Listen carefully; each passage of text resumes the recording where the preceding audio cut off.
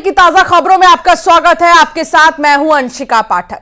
ग्वालियर से बड़ी खबर आ रही है। आरपीएफ जवान बनाने के नाम पर ठगी का मामला सामने आया और 4 बेरोजगारों से 28 लाख रुपए की ठगी की गई है।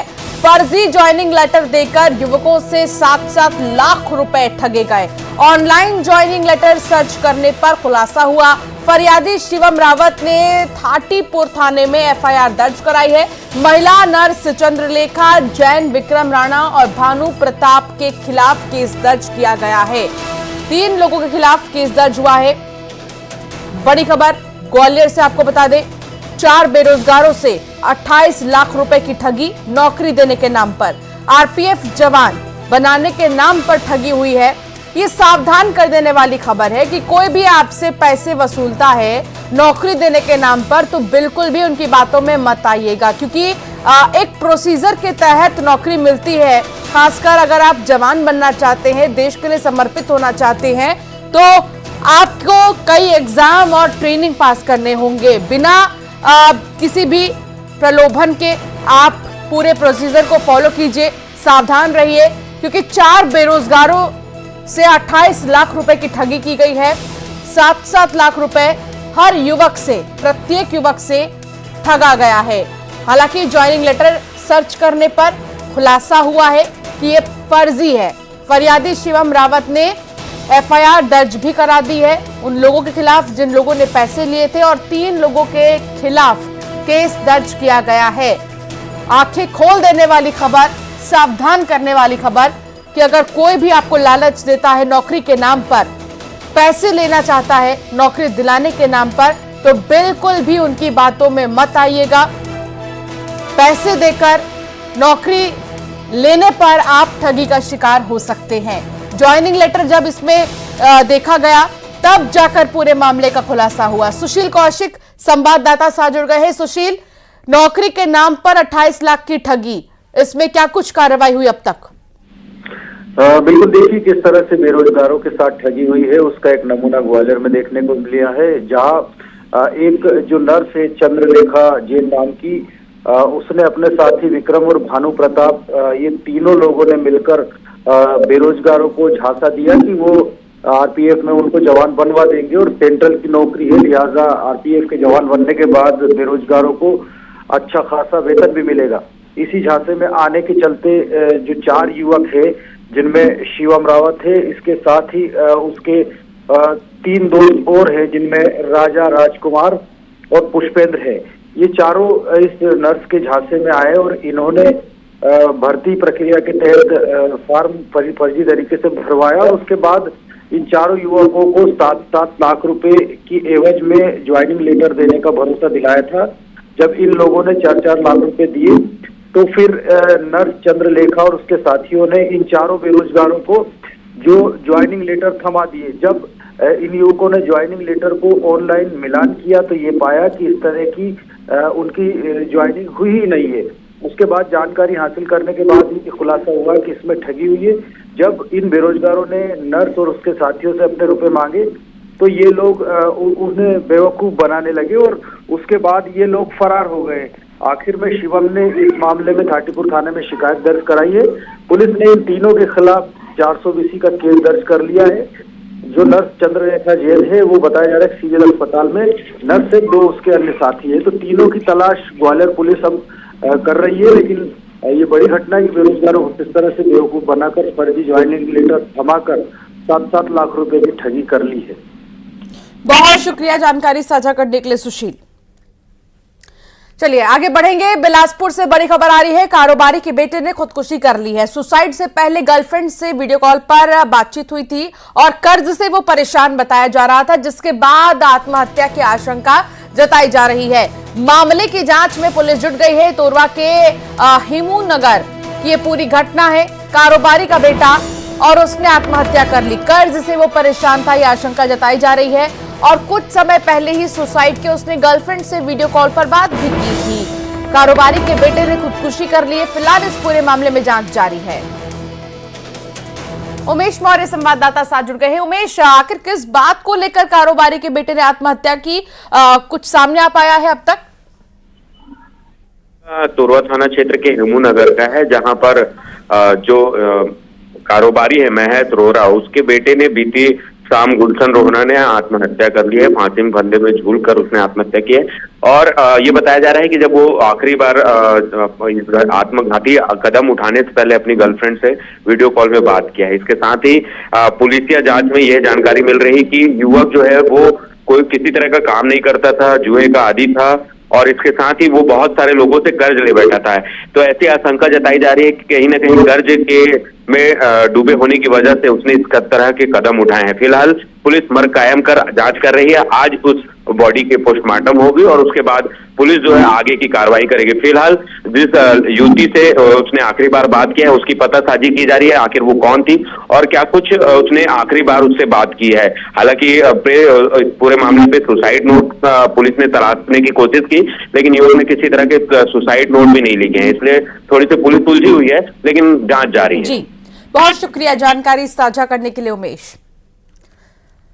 राजस्थान के रण में मुख्यमंत्री शिवराज सिंह चौहान नजर आएंगे और आज 3 विधानसभा क्षेत्रों का दौरा करेंगे। 3 विधानसभा क्षेत्रों में प्रचार करेंगे।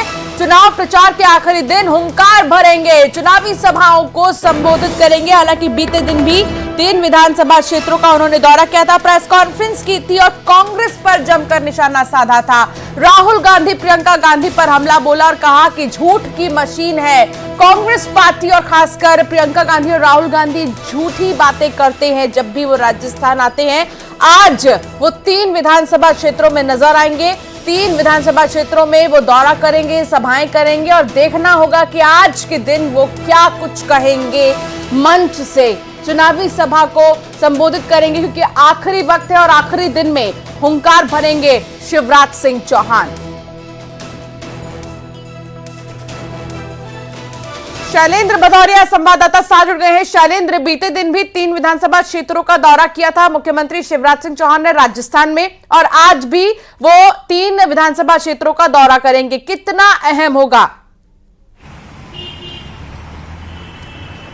देखिए, मैं आपको बता दूं कि राजस्थान के चुनाव प्रचार का आज आखिरी दिन है। आज शाम को राजस्थान में प्रचार थम जाएगा और ऐसे आखिरी 2 दिनों में मध्य प्रदेश के मुख्यमंत्री लगातार उन इलाकों का में पहुंचे हुए हैं जहां पर मध्य प्रदेश से सटे हुए इलाके हैं। खासकर अगर मैं कल की बात करूं तो कल जिस तरीके से उन्होंने 3 जनसभाओं को संबोधित किया था, इसके अलावा राजस्थान की राजधानी जयपुर में उन्होंने एक बड़ी प्रेस कॉन्फ्रेंस भी आयोजित की थी। आज भी वह 3 अलग अलग विधानसभा क्षेत्रों में पहुंचने वाले हैं और जिस तरीके से राजस्थान सरकार की जो नाकामियां हैं वो गिनाने का काम कर रहे हैं, उसके अलावा कांग्रेस पर भी जमकर निशाना साध रहे हैं। सबसे ज्यादा अगर कोई उनके निशाने पर है तो राहुल गांधी और प्रियंका गांधी है, क्योंकि जिस तरीके से मध्य प्रदेश में भी हमने देखा कि जो अपना कैंपेन जो चलाया गया था बीजेपी की तरफ से, वो सबसे ज्यादा फोकस जो है वो कमलनाथ से ज्यादा फोकस अगर किसी को किया गया था तो वह राहुल गांधी और प्रियंका गांधी को किया गया था। क्योंकि इस बार के प्रचार में हमने देखा कि राहुल गांधी और प्रियंका गांधी जो 5 राज्यों में चुनाव हो रहे हैं वहां ताबड़तोड़ रैलियां कर रहे हैं और कर्नाटक की जीत के बाद कई गारंटियां देने की बात जो है वो कह रहे हैं और ऐसे में उन गारंटियों पर सवाल खड़ा करने का काम मुख्यमंत्री शिवराज सिंह चौहान के द्वारा किया जा रहा है। जिस तरीके से कल भी राजस्थान में उन्होंने कहा कि झूठ बोलने का काम है जो कांग्रेस के आला कमान के नेता करते हैं, मध्य प्रदेश में भी झूठ बोला और अब राजस्थान में भी झूठ बोलने का काम कर रहे हैं। उन्होंने कहा कि राजस्थान सरकार पर भी कई गंभीर आरोप भी उनकी तरफ से लगाए गए। चूंकि आज आखिरी दिन है और आखिरी दिन में बेहद महत्वपूर्ण 3 जनसभाएं मुख्यमंत्री शिवराज सिंह चौहान करने वाले हैं। क्योंकि देखिए 25 तारीख को राजस्थान में भी मतदान होना है और उसके बाद 3 दिसंबर को दोनों ही राज्यों के एक साथ नतीजे भी आने हैं।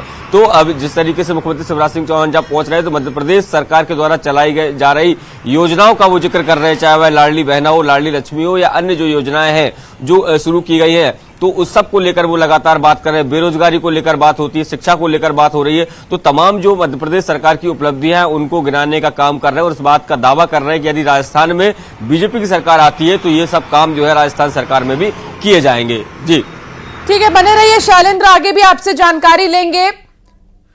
बड़ी खबर आ रही है भोपाल से। नर्सिंग स्टाफ और डॉक्टर के बीच विवाद देखने को मिला और विवाद का वीडियो भी सामने आ चुका है। एम्स भोपाल का ये वीडियो बताया जा रहा है, सोशल मीडिया पर वीडियो वायरल हो रहा है। नर्सिंग स्टाफ के धरने पर बैठने की खबर है। एम्स परिसर में धरने पर स्टाफ बैठा हुआ है। ऑपरेशन के दौरान दोनों में बहस हुई थी। बर्न एंड प्लास्टिक विभाग की घटना बताई जा रही है। डॉक्टर पर स्टाफ से बदतमीजी करने का आरोप लग रहा है। हालांकि अब डॉक्टरों के खिलाफ कार्रवाई की मांग ये स्टाफ कर रही है। शैलेंद्र भदौरिया लगातार हमारे साथ जुड़े हुए हैं। शैलेंद्र, ये पूरा विवाद तब शुरू हुआ जब यहाँ पर स्टाफ ने कहा कि बदतमीजी करनी शुरू की डॉक्टरों ने वहां पर ऑपरेशन थिएटर में मौजूद स्टाफ से। लेकिन अब क्या ये मामला ठंडा हो चुका है और नर्सिंग स्टाफ की मांग क्या है? देखिए, अभी ये मामला ठंडा नहीं हुआ है। हालांकि एम्स प्रबंधन ने इस मामले को शांत कराने का प्रयास जरूर किया और इस पूरे मामले की जांच के लिए एक जांच कमेटी गठित कर दी और उन्होंने साफ तौर पर कहा है कि इस पूरे मामले की निष्पक्ष जांच की जाएगी और जांच में जिस तरह के तथ्य आएंगे उसके आधार पर कार्रवाई की जाएगी। अगर मैं बात करूं तो आरोपों की, देखिए नर्सिंग स्टाफ का ये आरोप है कि जो डॉक्टर है उनके द्वारा लगातार नर्सिंग स्टाफ के साथ अभद्र भाषा का प्रयोग किया जाता है। और कल भी जब बर्न यूनिट में एक व्यक्ति का ऑपरेशन किया जा रहा था, उस दौरान डॉक्टर्स और नर्सिंग स्टाफ में किसी बात को लेकर बहस हुई थी और डॉक्टर पर यह आरोप है कि उन्होंने अभद्र भाषा का प्रयोग किया था, जिसका वीडियो भी सामने आया था। और उसके बाद उस वीडियो को जो एम्स के जो प्रबंधन है उनको सौंपा गया था, उसके बावजूद भी कोई कठोर कार्रवाई जब नहीं की गई, उसके बाद देर रात को ये पूरा स्टाफ, नर्सिंग स्टाफ जो धरने पर बैठ गया था, उनका साफ तौर पर ये कहना है कि जब तक डॉक्टर के खिलाफ कठोर कार्रवाई नहीं होगी वह लगातार धरने पर बैठे रहेंगे। हालांकि एम्स की तरफ से जो लगातार जो नर्सिंग स्टाफ है उसको मनाने का प्रयास भी किया जा रहा है, क्योंकि देखिए एम्स जो है वो राजधानी का एक बड़ा हॉस्पिटल है, दूर दराज से लोग वहां पर इलाज कराने आते हैं और ऐसे में यदि नर्सिंग स्टाफ अगर काम नहीं करेगा तो मरीजों को खासी परेशानियों का सामना करना पड़ेगा। और यही कारण है इस मामले को खत्म कराने के लिए फिलहाल एक जांच कमेटी गठित की गई है और जांच कमेटी की रिपोर्ट के आधार पर कार्रवाई की बात कही गई है। इंतजार जांच कमेटी की रिपोर्ट का है, जब रिपोर्ट आ जाएगी उसके बाद तमाम चीजें आगे होंगी। बहुत शुक्रिया शैलेंद्र जानकारी साझा करने के लिए। खबर ग्वालियर से आ रही है, नाबालिग छात्रा से दुष्कर्म का मामला। महज 15 साल की नाबालिग छात्रा के साथ दुष्कर्म का मामला सामने आया है, वो भी 60 साल के परिचित ने दुष्कर्म किया है। चचेरी बहन ने नाबालिग को आरोपी से मिलवाया था। विश्वविद्यालय थाना क्षेत्र की घटना, 60 साल के आरोपी अशोक वाजपेयी के खिलाफ केस दर्ज कर लिया गया है। पुलिस ने नाबालिग की चचेरी बहन को भी इसमें आरोपी बनाया है, तो आगे कार्रवाई भी इसी के तहत की जाएगी। 15 साल की नाबालिग, 60 साल के परिचित पर दुष्कर्म का आरोप, चचेरी बहन पर भी साजिश रचने का शक जताया जा रहा है और दुष्कर्म के आरोपी पर केस दर्ज कर लिया गया। बलरामपुर में हाथियों का उत्पात लगातार जारी है और 18 हाथियों ने फसलों को नुकसान पहुंचाया है। महज 10 दिन के अंदर ही 40 एकड़ फसल को बर्बाद कर दिया हाथियों ने। हाथियों के आतंक से ग्रामीण दहशत में है, किसान परेशान है कि उनकी मेहनत पर पानी फेरा जा रहा है। रघुनाथनगर के गैना गांव की पूरी घटना, जहां हाथियों का दल अक्सर यहां पर देखा जाता है खेतों में और वो फसलों को नुकसान पहुंचा देते हैं। कड़ी मेहनत से किसान फसलों की बुआई करते हैं और जो हाथी है वो इन फसलों को नुकसान पहुंचाते हैं। रायपुर से खबर, जहां ध्वनि प्रदूषण मामले में 31 दिसंबर को सुनवाई होगी। अस्पताल हाईकोर्ट परिसर साइलेंस जोन घोषित हो जाएगा।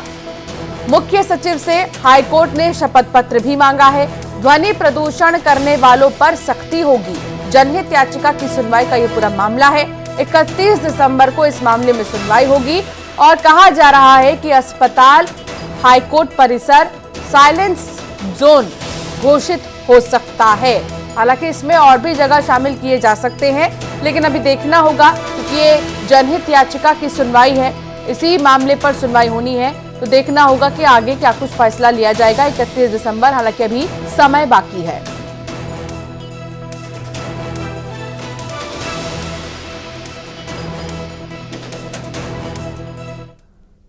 बिलासपुर से खबर आ रही है, हाईवे के लुटेरे गिरफ्तार कर लिए गए हैं। ट्रकों से डीजल चोरी करते थे ये लुटेरे, हाईवे पर लूटपाट करते थे। 3 आरोपी को गिरफ्तार किया गया है। आरोपियों से सफेद रंग की गाड़ी बरामद की गई है।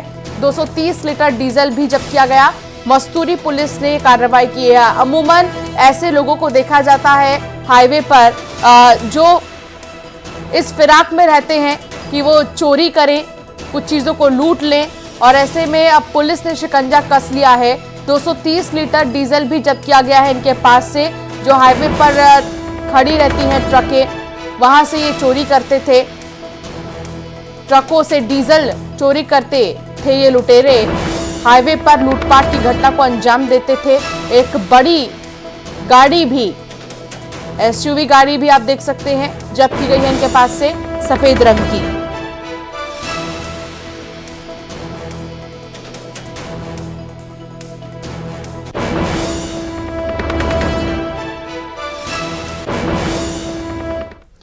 बिलासपुर में उद्योगपतियों से संपत्ति कर वसूली के लिए निगम के जारी नोटिस को उद्योगपतियों ने हाईकोर्ट में चुनौती दी है।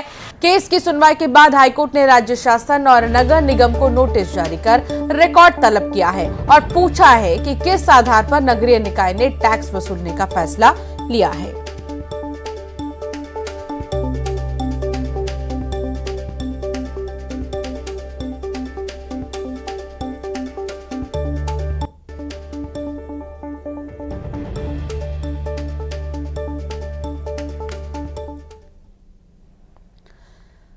खबर बड़वानी से आ रही है, जहां महिला ने मासूम के साथ नदी में छलांग लगा दी। मौके पर मौजूद लोगों ने मासूम की जान बचाई है। बच्ची को बचाने का वीडियो भी सामने आ चुका है।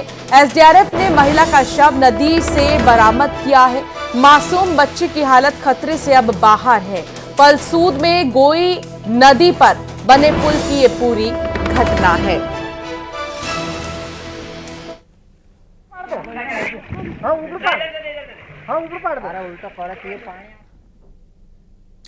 उत्तरकाशी टनल को लेकर सबसे बड़ी खबर आपके बीच। उत्तरकाशी की सिलक्यारा टनल में किसी भी वक्त अच्छी खबर आ सकती है और अब तक 45 मीटर तक की खुदाई हो चुकी है। अब 12 मीटर की खुदाई बाकी है। आपको बता दें कि टनल में करीब 57 मीटर पर मजदूर फंसे हैं और रेस्क्यू ऑपरेशन अब बस पूरा ही होने वाला है। टनल साइट पर और एम्बुलेंस भी तैनात है ताकि कोई कमी ना रहे। सीएम धामी उत्तरकाशी के मातली में है और रेस्क्यू के बाद मजदूरों से मुलाकात करेंगे। मजदूरों को निकालने में अभी थोड़ा और वक्त लगेगा। सरिया को काटने का काम पूरा हो गया है, 2 पाइप डाले जाने बाकी हैं।